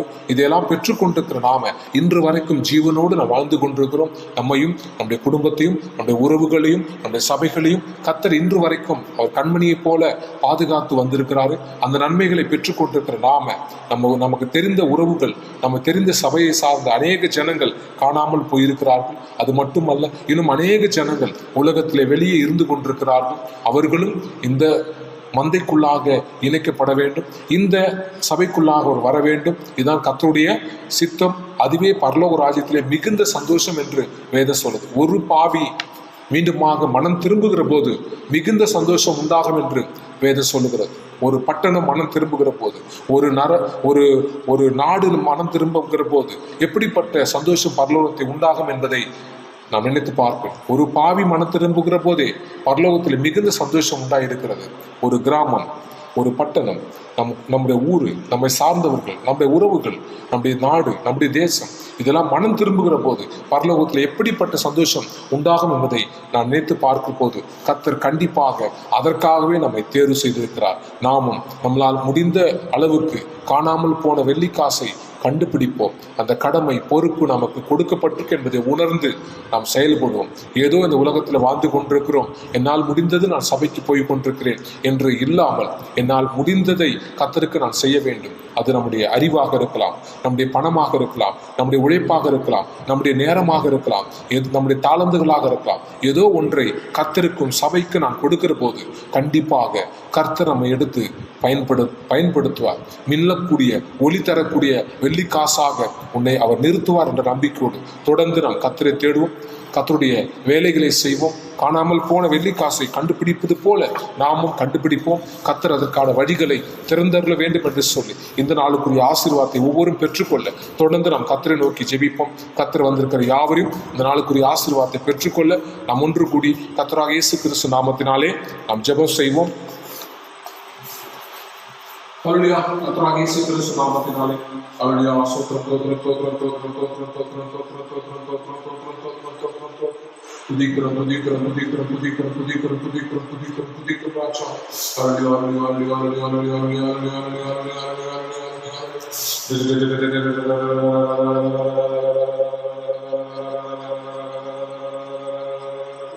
மகிமை ராஜா மகிமை ராஜா மகிமை ராஜா மகிமை ராஜா மகிமை ராஜா மகிமை ராஜா மகிமை ராஜா.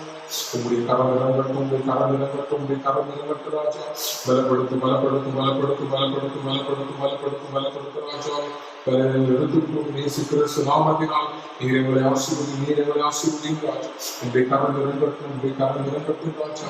இதோ கலங்காத திரையாகி நான் உங்களோடு இருக்கிறேன் சொன்ன தகப்பனே, ஏதாவது எங்களோடு கொண்டு வழிநடத்த வேண்டும் என்று சொல்லி நாளிலும் கூட நாம் ஜெபிக்கிறோம். கேட்ட வார்த்தையின்படி காணாமல் போன வெள்ளிக்காசை கண்டுபிடிக்கிற பொறுப்பு கர்த்தர் கொடுத்திருக்கிற அந்த உணர்வோடு நாம் செயல்படுவோம். பசுத்த ஆவியினால் உடைய வார்த்தையை கொண்டு காணாமல் போன ஆடுகளை தேடக்கூடிய பிள்ளைகளாக நாம் இருப்போம். அதற்கான வழிகளை கர்த்தர் திறக்க வேண்டும் என்று சொல்லி நாளிலும் கூட நாம் ஜெபிக்கிறோம். கர்த்தராகிய இயேசு கிறிஸ்து நாமத்தினாலே அபியாக பசுத்தமான ஒரு நாளை இந்த கருத்தில் ஒப்புக் கொடுக்கிறோம். நாளுக்குள்ளாக பிரவேசித்திருக்கிற ஒவ்வொருவரையும் நீர் ஆசீர்வதிக்க வேண்டும் என்று சொல்லி நாம் ஜெபிக்கிறோம் ராஜா. ஹல்லேலூயா ஹல்லேலூயா ஹல்லேலூயா ஹல்லேலூயா.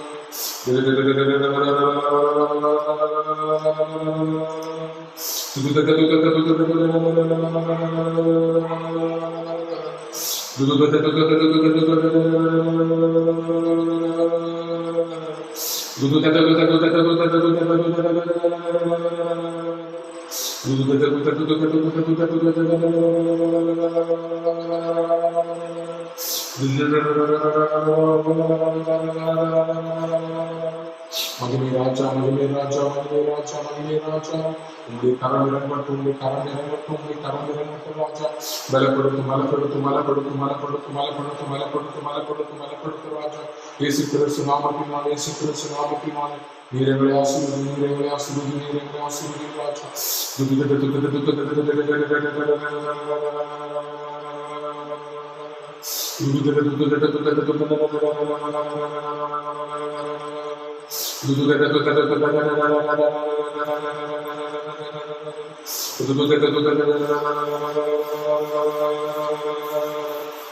மகிமை ராஜா, மகிமை ராஜாவே நீரங்களை ஆசீர்வதி, நீரங்களை ஆசீர்வதி, நீரங்களை ஆசீர்வதி, நீரங்களை ஆசீர்வதி ராஜா. நீரை பலப்படுத்தும், பலப்படுத்தும், பலப்படுத்தும், பலப்படுத்தும், பலப்படுத்தும், பலப்படுத்தும், பலப்படுத்தும், பலப்படுத்தும் ராஜா. இந்த நாளுக்கு ஆசீர்வாதத்தை கட்டுடும் ராஜா. இந்த நாளுக்காக நாம் ஜெபிக்கிறோம் ராஜா. இந்த நோக்கத்திற்காக நாம் ஜெபிக்கிறோம். அறிந்திருக்கிற தகப்பனே, சபையில் இருக்கிற ஒவ்வொருடைய பாவ குற்றங்களை நீர் மன்னிக்க வேண்டும் என்று சொல்லி நாம் ஜெபிக்கிறோம் ராஜா. காணாமல் போயிருக்கிற அநேக விசுவாசங்களை சபைக்கு வீடுமாக கொண்டு வர எங்களை எடுத்து பயன்படுத்த வேண்டும் என்று சொல்லி நாம் ஜெபிக்கிறோம் ராஜா. இந்த நாளத்தினாலும் இந்த புத்தினாலும் எங்களை வழிநடத்த வேண்டும் என்று சொல்லி நாம் ஜெபிக்கிறோம். இந்த உலகத்தில் இருக்கிற அநேக பாவங்களை கடந்து வர உதவி செய்ய வேண்டும் என்று சொல்லி நாம் ஜெபிக்கிறோம் ராஜா. பாவம் எங்களை மேற்கொள்ளாதபடி உங்களுடைய வார்த்தைகளால் நாம் மேற்கொள்ள உதவி செய்ய வேண்டும் என்று சொல்லி நாம் ஜெபிக்கிறோம் ராஜா. கர்த்தராகிய இயேசு கிறிஸ்து நாமத்தினால் இந்த வல்லமை இறங்க வேண்டும், இந்த பசுத்தமான கிருபை இறங்க வேண்டும் என்று சொல்லி நம்ம ஜெபிக்கிறோம் ராஜா.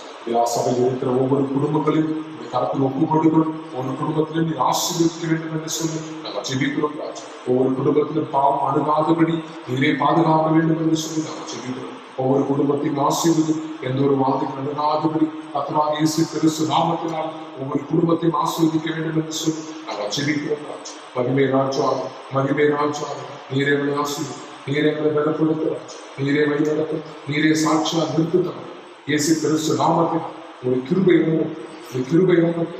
தடைகள் நீக்கி போடுகிற தேவனே, மகிழ் இருக்கிற ஒவ்வொரு தடைகளையும் கர்த்தராகிய இயேசு கிறிஸ்து நாமத்தினால் நீர் எடுத்து போட வேண்டும் என்று சொல்லி நாளிலும் கூட நாம் ஜெபிக்கிறோம் ராஜா. இந்த கிருபை இறங்கட்டும், இந்த கிருபை இறங்கட்டும் ராஜா. பலப்படுத்து, பலப்படுத்து, பலப்படுத்து, பலப்படுத்து, பலப்படுத்து, பலப்படுத்து.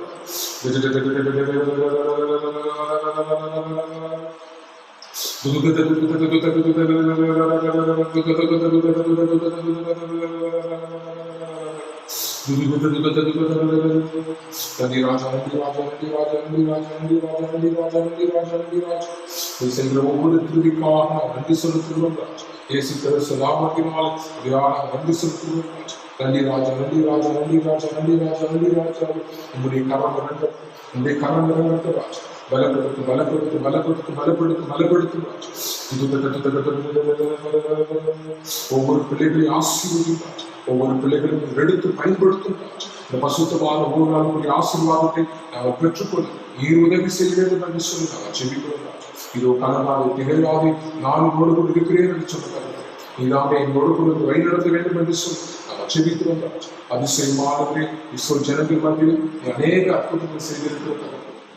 நாள் வரைக்கும் எங்கள் மத்தியிலும் கூட அற்புதங்கள் எண்ணி முடியாதவர்களாக இருக்கிறது என்பதை நாளிலும் கூட நாங்கள் விசுவாசிக்கிறோம். ஒவ்வொருடைய பலவீனங்களையும் கர்த்தராகிய இயேசு கிறிஸ்து நாமத்தினால் நீர் எடுத்துக் கொள்ள வேண்டும் என்று சொல்லி நாங்கள் ஜெபிக்கிறோம். அதிசயமானவரே, அதிசயமானவரே, மகிமை ராஜா, நீர் மகிமைப்படும். உங்களுடைய கரம் எங்களை நடத்துகிறார். இயேசு கிறிஸ்து நாமத்தில் நீர் எங்களை ஆசீர்வதி, நீர் எங்களை பலப்படுத்துகிறார். எங்களுடைய பலவீனங்கள் எடுத்துக்கொண்டு இந்த கிருபை இறங்கட்டும், இந்த கிருபை இறங்கட்டும். நீரை ஆலோசனை கர்த்தராக வழிநடத்துகிறார். நீரை ஆலோசனை கர்த்தராக வழிநடத்தும். தடைகளை நீக்கி போடுகிற தேவனே, அப்படியாக மதில் இருக்கிற ஒவ்வொரு தடைகளையும் கர்த்தராகிய இயேசு கிறிஸ்து நாமத்தினால் நீர் எடுத்துக் கொள்கிறார். நீர் ஆசீர்வதி, பாதுகாப்பு, உங்களுடைய கிருபையால் வளர்ந்த இயேசு கிறிஸ்து நாமத்தில் அப்படியே அவை நடத்துகிறார். நீரை சாட்சியாக நிறுத்துகிறார். நீ பரிபூர்ணமான சமாதானம் எங்களோடு இயேசு கிறிஸ்து நாமத்தில் ஆசீர்வதி. ஆமென். ஆற்றி தேற்றியே காப்பார், நீத்த உதவி செய்வார், மீட்பரனை ஈவார் ஜெயம் தந்திடுவார் ஆற்றி தேற்றியே காப்பார் நீத்த உதவி செய்வார் மீட்பரனை ஈவார் ஜெயம் தந்திடுவார் ஆமென். ஸ்தோத்திரம்.